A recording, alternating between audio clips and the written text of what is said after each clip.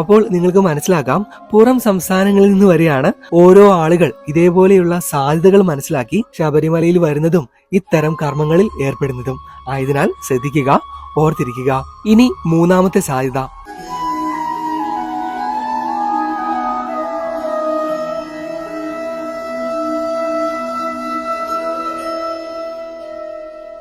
ഹരേ കൃഷ്ണ, നമസ്കാരം.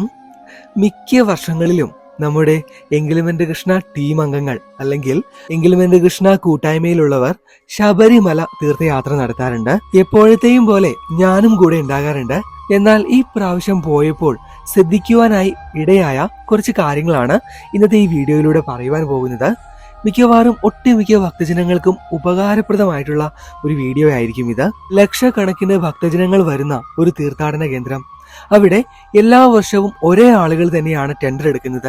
അതിപ്പോൾ ഹോട്ടലായിക്കൊള്ളട്ടെ, മറ്റുള്ള കടകളായിക്കൊള്ളട്ടെ, എന്ത് തന്നെയായാലും എല്ലാ കൊല്ലവും ഒരേ ആളുകൾ തന്നെ. നിങ്ങൾക്ക് അവിടെ ഒരു ജോലി വേണമെങ്കിൽ, സീസൺ സമയങ്ങളിൽ അവിടെ ഒരു കടയിടണമെങ്കിൽ ഏതെല്ലാം സാധ്യതകളാണ് ഒളിഞ്ഞിരിക്കുന്നത് എന്നാണ് ഇന്നത്തെ ഈ വീഡിയോയിലൂടെ നമ്മൾ പറയുവാൻ പോകുന്നത്. ഒരുപാട് ആഴത്തിലൂടെ ഒന്നും ഇറങ്ങി ചെല്ലുന്നില്ല. പ്രധാനപ്പെട്ട 5 സാധ്യതകളെ പറ്റിയാണ് പറയുന്നത്. തീർച്ചയായും മറ്റുള്ള ഭക്തജനങ്ങളിലേക്ക് എത്തിച്ചു നൽകുക. ചിലപ്പോൾ ഈ ഒരു ഒറ്റ വീഡിയോ കൊണ്ട് നിങ്ങൾ അയച്ചു കൊടുക്കുന്നവർക്കും വലിയ ആശയങ്ങൾ ലഭിച്ചേക്കാം. അവർക്കും ചിലപ്പോൾ അവിടെ എന്തെങ്കിലുമൊക്കെ തുടങ്ങാനായിട്ട് സാധിച്ചേക്കാം. ശരി, അപ്പോൾ മുഴുവനായി തന്നെ കാണുക. പറയുന്ന ഓരോ കാര്യങ്ങളും ശ്രദ്ധാപൂർവം കേട്ടുകൊള്ളുക. ശരി, അപ്പോൾ ദീർഘിപ്പിക്കുന്നില്ല.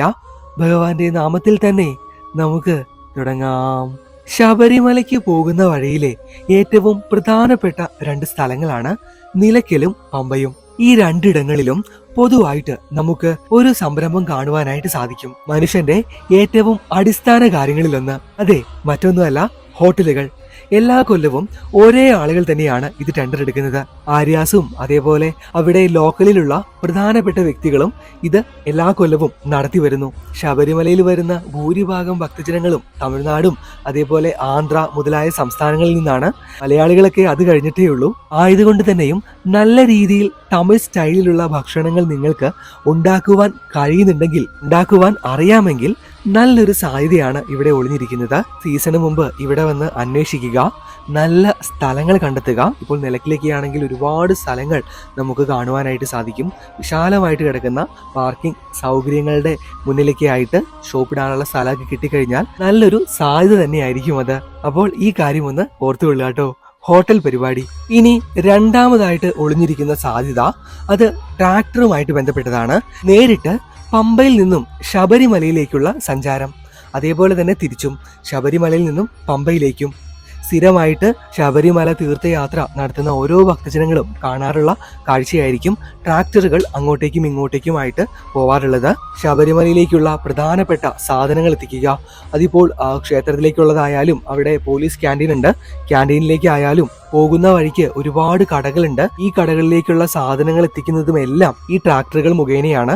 ആയതിനാൽ അതിന്റെ സാധ്യതകൾ വളരെയേറെയാണ്. ദേവസ്വത്തിൽ നിങ്ങൾക്ക് പരിചയമുള്ളവരൊക്കെ ഉണ്ട് എങ്കിൽ, അല്ലെങ്കിൽ ഒന്നും വേണ്ട, നേരിട്ട് പോയി അന്വേഷിക്കാം. ദേവസ്വത്തിന്റെ വെബ്സൈറ്റ് ഉണ്ട്, അതിൽ മെയിൽ ചെയ്യാം. പിന്നെ ഒരു കാര്യം പ്രത്യേകം പറയുവാനുള്ളത്, നല്ല കുത്തനെ കയറ്റവും ഇറക്കവും ഒക്കെയാണ്.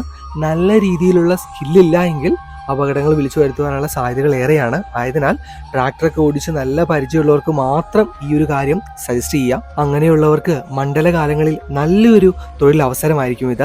ഞങ്ങൾ പോകുന്ന വഴിക്ക് ഒരു തമിഴ് ചേട്ടനെ പരിചയപ്പെട്ടു. ആൾക്ക് ഇതുപോലെ ട്രാക്ടറിന്റെ പരിപാടിയാണ്. ആൾക്ക് സ്വന്തമായിട്ട് ട്രാക്ടർ ഉണ്ട്. തമിഴ്നാട്ടിൽ നിന്നുമാണ് ആൾ വന്നിട്ടുള്ളത്. എല്ലാ സീസണിലും വരുമ്പോൾ 2-3 മാസമൊക്കെ ഇവിടെ നിൽക്കും. 3 മാസം കഴിഞ്ഞിട്ടായിരിക്കും ചിലപ്പോൾ പോകുന്നത്. ഈ 2-3 മാസം സ്ഥിരമായിട്ട് ട്രാക്ടർ ഓടിക്കലായിരിക്കും പരിപാടി. നല്ല രീതിയിലുള്ള വരുമാനം ഉണ്ടാക്കുന്നുണ്ടെന്നാണ് ആള് പറയുന്നത്. അപ്പോൾ നിങ്ങൾക്ക് മനസ്സിലാക്കാം, പുറം സംസ്ഥാനങ്ങളിൽ നിന്ന് വരെയാണ് ഓരോ ആളുകൾ ഇതേപോലെയുള്ള സാധ്യതകൾ മനസ്സിലാക്കി ശബരിമലയിൽ വരുന്നതും ഇത്തരം കർമ്മങ്ങളിൽ ഏർപ്പെടുന്നതും. ആയതിനാൽ ശ്രദ്ധിക്കുക, ഓർത്തിരിക്കുക. ഇനി മൂന്നാമത്തെ സാധ്യത. ഇത് ഒഫീഷ്യൽ ആണോ അല്ലയോ എന്ന് അറിയില്ല.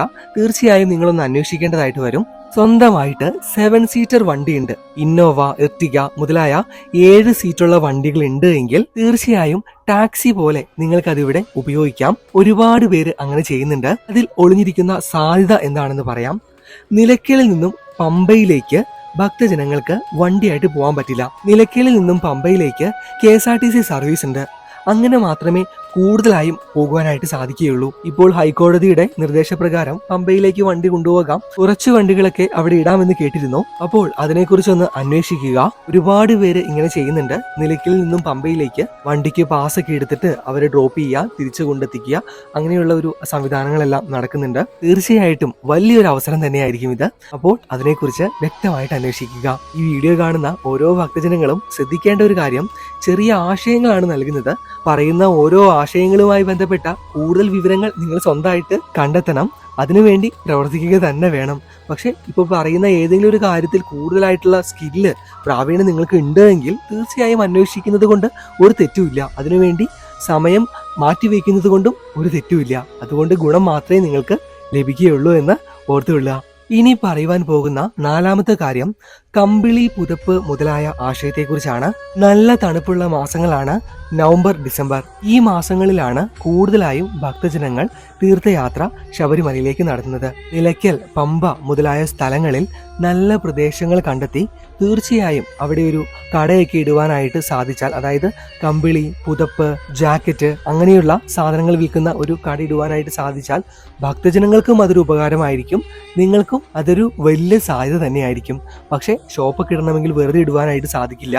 ആദ്യം പറഞ്ഞതുപോലെ ദേവസ്വവുമായിട്ട് കോൺടാക്ട് ചെയ്യണം, നല്ലൊരു സ്ഥലം കണ്ടെത്തി അതിനുവേണ്ടി ടെൻഡർ വിളിക്കണം, അങ്ങനെയുള്ള കുറച്ച് പ്രൊസീജിയേഴ്സ് ഉണ്ട്. മെനക്കിടണം, പ്രവൃത്തി ചെയ്യണം, എന്നാൽ മാത്രമേ അതിനുള്ള പ്രതിഫലം നിങ്ങൾക്ക് ലഭിക്കുകയുള്ളൂ. ഇനി പറയുവാനുള്ള അഞ്ചാമത്തെ ആശയം, അത് ഒട്ടുമിക്ക പേർക്കും വർക്ക് ആവുമോ ഇല്ലയോ എന്ന് അറിയില്ല. നല്ല രീതിയിലുള്ള പിടിപാടും അതേപോലെ തന്നെ നല്ല രീതിയിലുള്ള പണവും വേണ്ട ഒരു കാര്യമാണിത്. എന്താണെന്ന് പറയാം.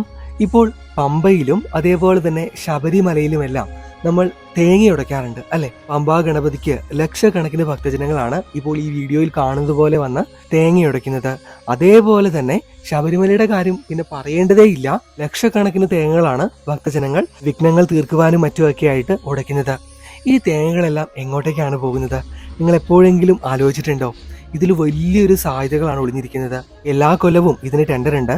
നിങ്ങൾ കരുതുന്ന പോലെ 2-3 ലക്ഷം അങ്ങനെ അതിലേക്കൊന്നുമല്ല, കോടികളുടെ കളിയാണ്. കോടികളൊക്കെ ലേലം വിളിച്ചിട്ടാണ് ഇതിന് ടെൻഡർ എടുക്കുന്നത്. ആരും പുറത്ത് പറയില്ല. ഭക്തജനങ്ങൾ അടിക്കുന്ന ഇതേപോലെയുള്ള തേങ്ങകൾ മറ്റുള്ള ജോലിക്കാരെ ഉപയോഗിച്ച് താഴെ നിന്നും കളക്ട് ചെയ്യുന്നു.